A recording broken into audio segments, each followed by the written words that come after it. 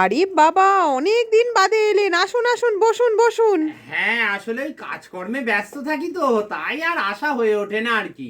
ঠিক আছে, বসুন বসুন। আগে একটু চা করি, তারপরে অন্য কথা। আরে ঠিক আছে, অত ব্যস্ত হতে হবে না। না না, ব্যস্ত হওয়ার কি আছে।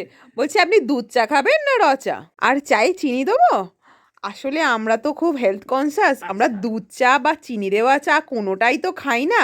আমরা তো পুরো ব্ল্যাক টি খাই। আপনারটাতে দুধ চিনি কিছু দেবো?